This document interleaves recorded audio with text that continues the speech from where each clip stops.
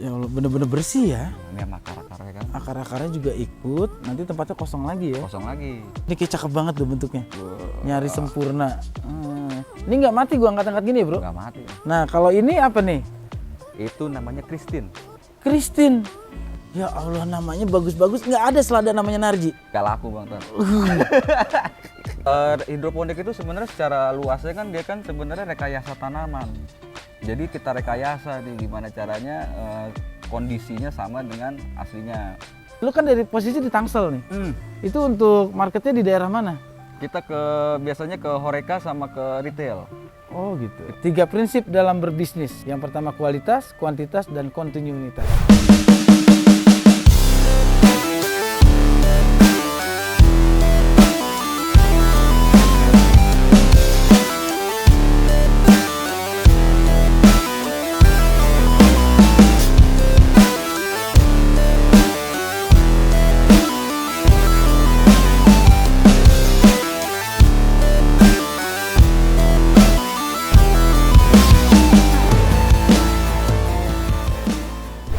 Assalamualaikum warahmatullahi wabarakatuh. Abang-abangan gue, adik-adian gue, ketemu lagi sama gue Narji si Juragan Lahan. Hati gue sekarang lagi seneng banget, bahagia banget.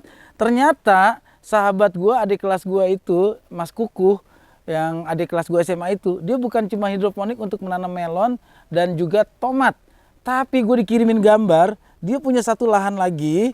Ini dia punya lahan hidroponik untuk selada. Nah, nih bisa lu lihat ya di HP gue. Kayaknya gue penasaran banget nih lihat selada ini, gambarnya bagus-bagus. Terus selain bagus-bagus, kayaknya selada ini termasuk komoditas sayuran yang pada saat ini di era milenial ini tuh banyak banget penggemarnya untuk bikin salad, untuk burger, untuk makanan-makanan western itu banyak banget dibutuhkan. Kira-kira bagaimana proses menanamnya, bagaimana menjualnya, dan berapa margin yang didapatkan di sana? Langsung aja yuk, gue happy banget hari ini.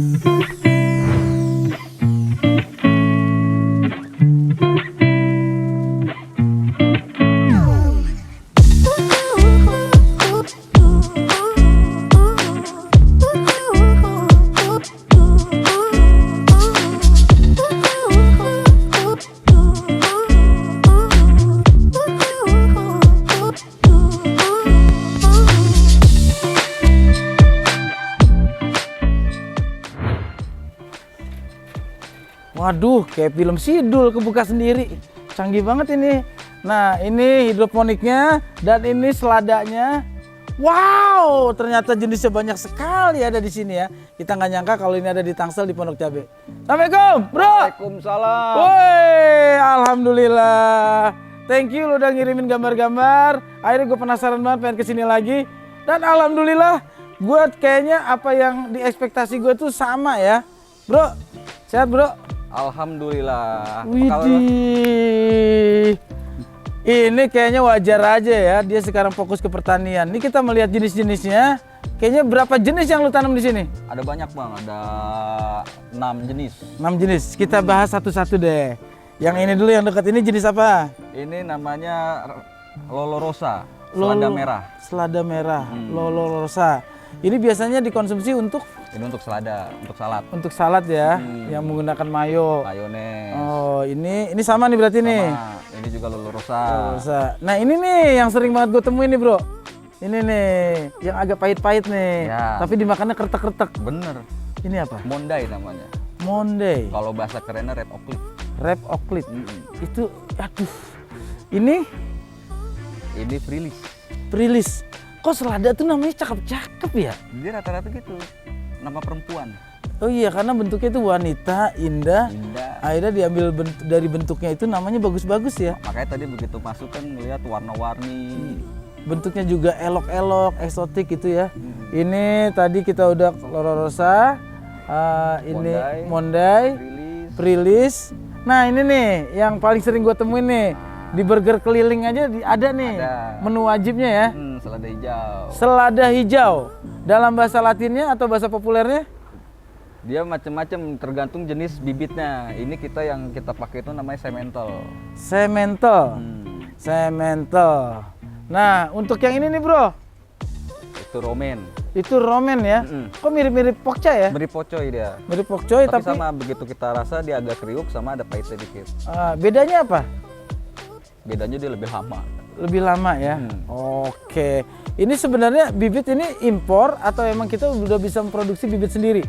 Kalau untuk selada itu sebenarnya bibit itu masih impor, Bang. Karena emang selada itu sebenarnya kan dia kan datangnya dari Belanda sebenarnya. Bibit aslinya itu selada itu dari Belanda. Dari Belanda.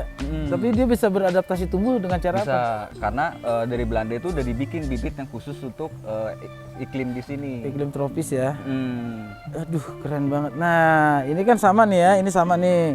Ini bentuk kecil dari ini ya. Ya, Nah, kalau ini apa nih? itu namanya Christine. Christine. Ya Allah, namanya bagus-bagus. Nggak ada selada namanya Narji. Nggak laku, Bang Tan. Kalau Narji itu jenisnya pohon kirai kali ya, yang tumbuhnya di rawa kali cocok ya. Nah, Bro, lo dari sekian ini berapa luas nih? Ini sekitar 250-an. 250 meter. Itu bisa menampung sampai berapa banyak lo nanam? Ini namanya apa? Ini namanya NFT, hidroponik. Hidroponik. Ini sampai bisa menampung berapa banyak nih? Kita kalau ini tuh sebulan itu bisa sekitar 300 sampai 400 kilo. 300 sampai 400 kilo. Nah, itu gue tanya satu persatu nih. Kalau yang ini per kilo berapa? Ini per kilo bisanya harganya itu dari 30.000 sampai 120 tergantung market 30.000 sampai 120.000 1 kilo. per kilo. Berarti kalau yang dipack-packin di supermarket itu Nah itu ya, itu kan kadang-kadang harganya itu gue pikir kadang-kadang per on atau dijual dia per gramasi. per gram ya. Itu ya, lu kebayang ini abang-abangan gue ada dan gue, lu punya lahan, manfaatin, artinya bolehlah bermodal sedikit, tapi hasil yang kita hasilkan itu kan luar biasa nih. Kayak ini 1 kilo bisa 30.000 sampai 120.000 tergantung market. Kalau yang ini Sama, sama. dari 30.000 sampai 120. Oh, ini semuanya 30.000 sampai 100.000. Dan itu tergantung musim nggak? Enggak ya? Nggak tergantung musim. Relatif stabil berarti. Karena untuk hidroponik itu sebenarnya untuk musim sendiri itu kita bikin. Oh, Jadi udah. hidroponik itu sebenarnya secara luasnya kan dia kan sebenarnya rekayasa tanaman. Jadi kita rekayasa nih gimana caranya kondisinya sama dengan aslinya.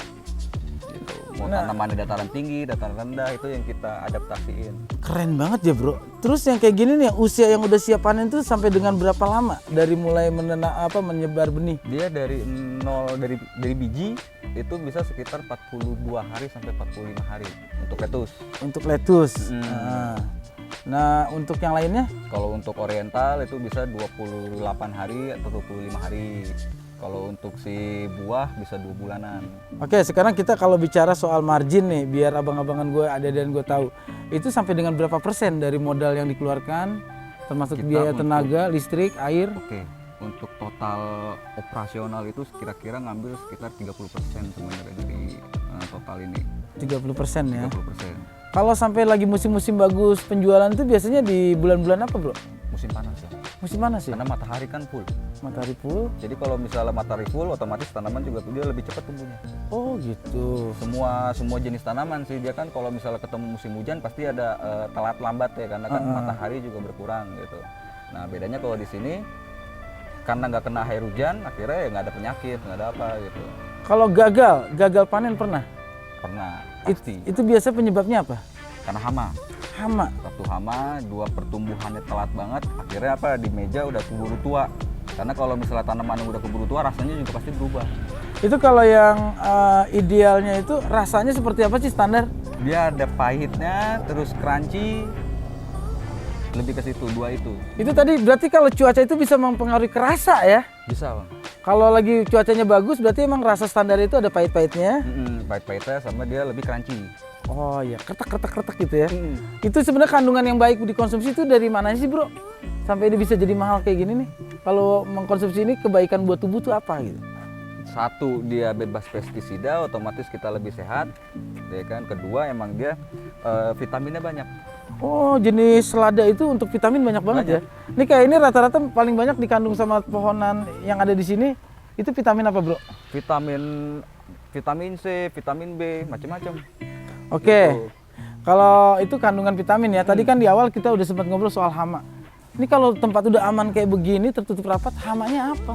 Masih ada aja, karena kan yang namanya hama kan macam-macam. Dia bisa ke bawah sama udara, gitu. Dari yang kecil-kecil bisa ke bawah sama semut, gitu. Jadi tetap walaupun kita udah ketutup rapat, kecuali kita pakai rumah kaca. Nah, kalau kita pakai rumah kaca tuh bener-bener ketutup, otomatis di dalamnya juga kita harus pakai AC, kayak gitu, kita penunjangnya lebih banyak. Nah kalau ini otomatis ya kita harus lebih concern lagi kalau misalnya untuk maintenance-nya. Gitu. Harus sering-sering kita cek. Jadi berarti harus benar-benar dicek ya. Contoh ya, di sini ada nggak yang lagi kena hama nih? di sini aman sih bang. Lagi Sering kita apa? kontrol ya. Sering kita kontrol. Gitu. Nah tapi ini bro, ini bisa dideketin kamera ya. Nah ini nih yang gue unik nih. Ini umur sama kan? Ya. Ini tapi ini kan sebelah-sebelahan nih. Ini kayaknya pertumbuhannya normal. Nah ini kayaknya nggak normal nih. Nah itu juga bisa salah satunya dari bibit bang. Wah memang udah bibitnya ya. Jadi kalau misalnya kita beli di bibit itu kan ada tulisannya di situ 90% misalnya pertumbuhannya. Nah di situ juga ada beberapa persen yang pertumbuhannya nggak bagus. Oh, iya. Dalam satu keluarga juga kan ada yang bongsor, ada yang bogel kayak gue. Itu juga berpengaruh dari bibit ya. Pengaruh, Bang. Tapi kalau dari sistem penamanan berarti ini emang nggak salah ya. Nggak salah. Nah emang hidup itu nggak perlu 100% kan. Nah sekarang gue tanya nih, lu tadi kan bicara tentang market. Itu pemasarannya kebanyakan di mana nih? Lu kan dari posisi di Tangsel nih. Itu untuk marketnya di daerah mana? Kita biasanya ke Horeca sama ke retail. Oh gitu. Kita lebih sering itu waktu itu tuh ke Horeca, ke resto. Ke resto. Memang udah jadi partner sana ya, jadi vendornya ya. Ini udah siap panen nih? Udah siap panen, ini semuanya udah PO. Udah PO, berarti emang udah siap banget ya? Udah siap untuk dijual, dan yang jual itu sebenarnya orang udah pesen. Udah pesan. Udah orderan orang semuanya ya. Nah sekarang kita lihat dulu nih. Nah ini bro, tadi kan udah bilang layak panen semuanya nih. Ya. Sekarang mana yang udah siap untuk dipanen nih? Nah ini bang, kita ambil contoh nih bang. Boleh sini bang. Jadi kalau misalnya yang udah layak panen itu biasanya kita udah di atas 125 gram bang. 125 gram. Ya. Ya Allah, bener-bener bersih ya. Ini sama akar-akarnya kan. Akar-akarnya juga ikut, nanti tempatnya kosong lagi ya. Kosong lagi.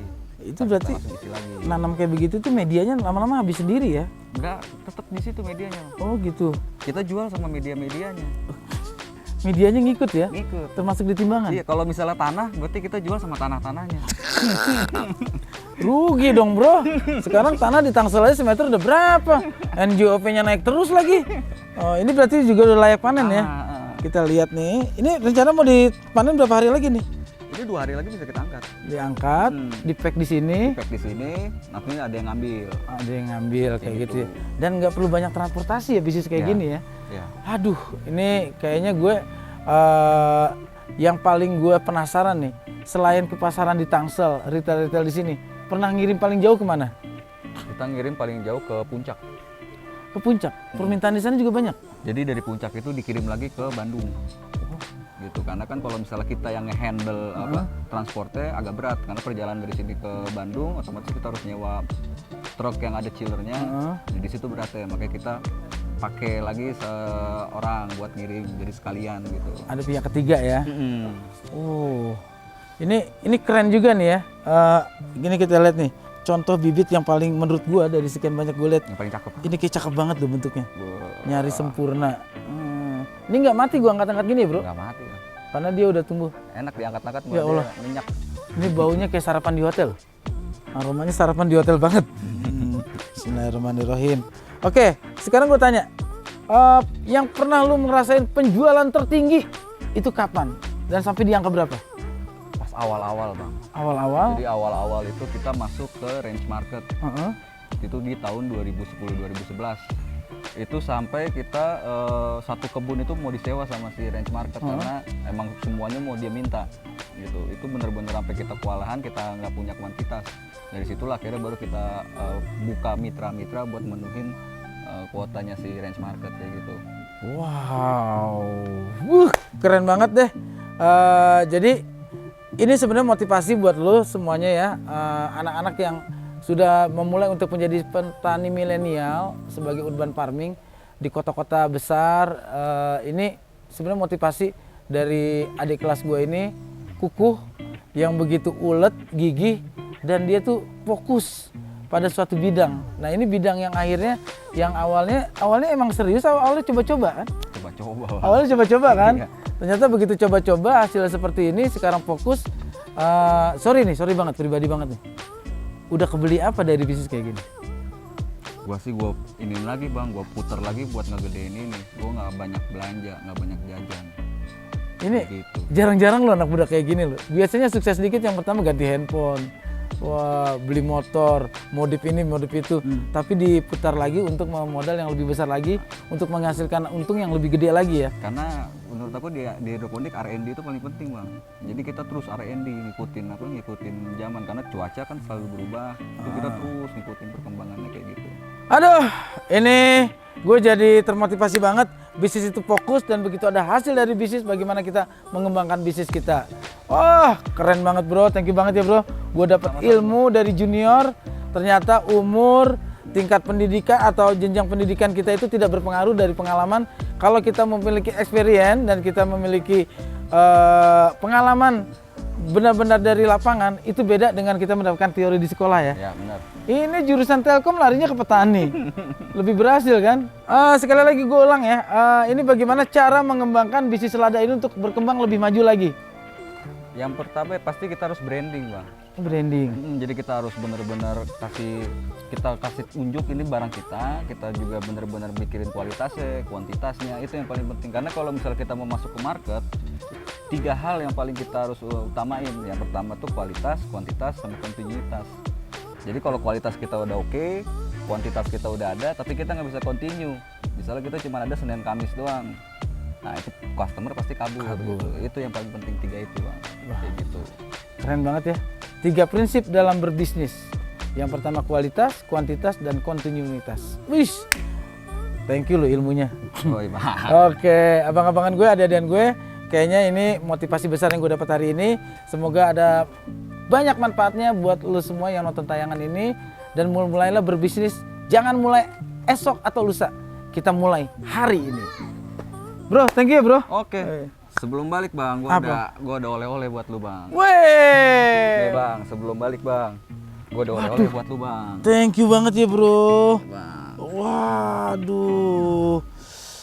Ini buat nanti kan bini gue juga ada sebagian yang masih ada stok di kulkas. Ini buat tambahan yang buat rasa pahit-pahitnya ini nih. Nah, cocok. Aduh, thank you banget ya bro. Sama-sama, Sukses Bang. terus, maju terus, makin berkembang. Amin. Dan tetap kontinuitasnya dijaga. Amin. Thank you abang-abangan gue, adik-adikan gue. Sekali lagi jangan lupa untuk subscribe, like, share, and comment channel YouTube Abang Narji. Thank you. Assalamualaikum warahmatullahi wabarakatuh. Waalaikumsalam.